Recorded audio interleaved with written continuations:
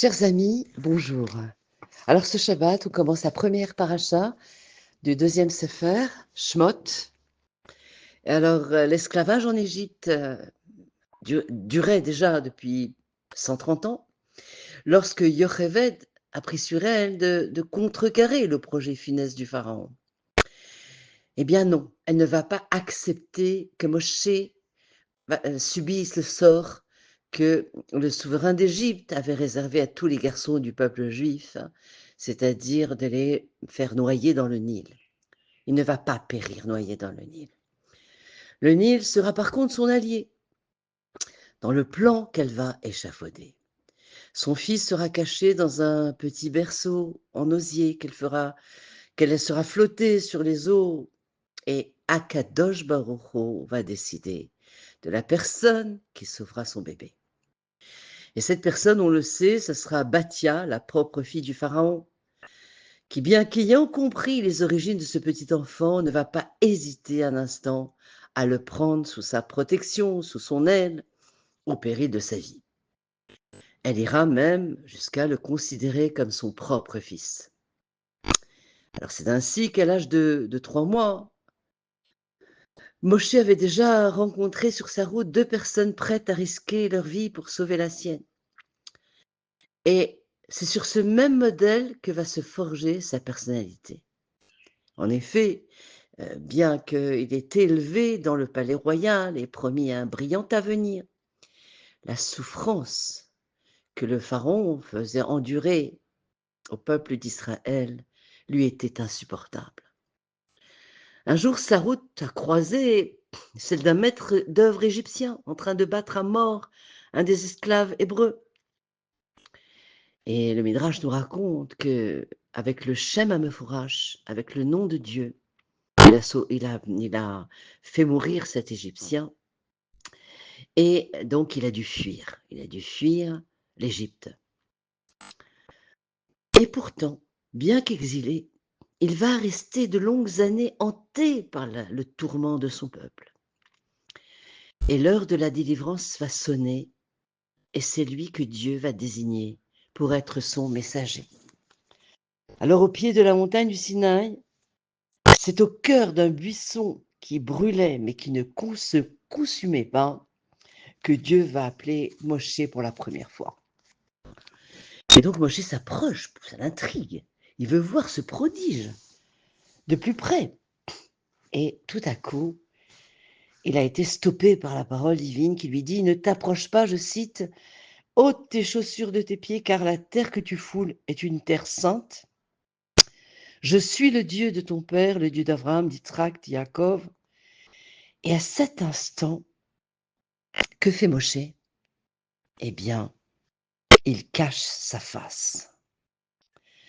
Pourquoi cache-t-il sa face? Parce qu'il a peur.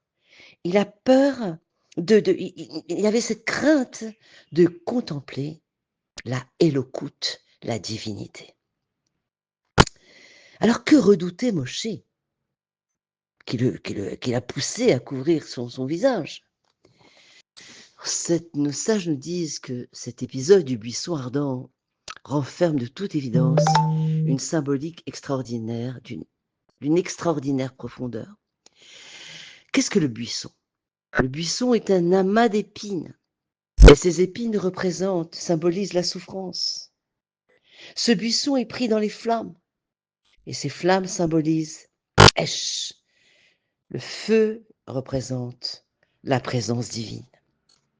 Esh dat l'amour. Cette image disait à Moshe, et à travers lui, à tout le peuple juif, que Dieu est là présent avec lui, avec celui qui souffre, avec celui qui est dans la souffrance. Lorsque Dieu se présente à lui, il utilise le nom qui désigne la justice. Moshe avait donc à sa portée, finalement, la possibilité d'avoir la réponse aux questions qui le hantaient depuis toujours et qui restera jusqu'à la fin des temps. La question. Pourquoi la souffrance du juste? Pourquoi les épreuves de son peuple? Pourquoi la peine des parents? Pourquoi la détresse des enfants? Moshe avait là une occasion unique dans l'histoire de contempler la réalité humaine du point de vue du ciel, de découvrir les voies de Dieu, d'appréhender la justice divine. Mais Moshe, qui était le berger d'Israël, le berger fidèle, eh bien, c'est pour cela qu'il a voilé sa face. Il n'a pas voulu voir, il n'a pas voulu comprendre. Pourquoi? Parce qu'en comprenant, Moshe prenait le risque d'accepter, d'admettre, de subir sans réagir. Il a fait donc le choix de rester auprès des hommes, de se battre à leur côté, d'implorer, de prier, de supplier la miséricorde divine. Des années auparavant, il avait renoncé au faste du palais royal pour défendre l'un de ses frères. Au pied du buisson ardent, il avait renoncé à pénétrer dans le palais céleste pour pouvoir continuer à défendre l'ensemble du peuple juif. De cette conduite, Moshe va la poursuivre sans cesse durant les 40 années que va durer la traversée du désert. Et cela sera l'apanage de tous les leaders du peuple juif qui vont occuper justement cette place de défendre Am Israël, comme l'ont fait nos différents tzadikim à travers les générations. Donc, continuons de prier. Priez pour ceux qui souffrent. Priez pour les malades. Priez pour nos otages, qu'ils rentrent enfin à la maison. On ne peut pas imaginer la souffrance des parents dont les enfants sont pris en otage. Et que Dieu entende le cri de cette souffrance et nous délivre. Ce cours est dédié à mon beau-père, David Ben Yosef, que son souvenir soit une source de bénédiction. Je vous souhaite Shabbat Shalom ou Mevorach.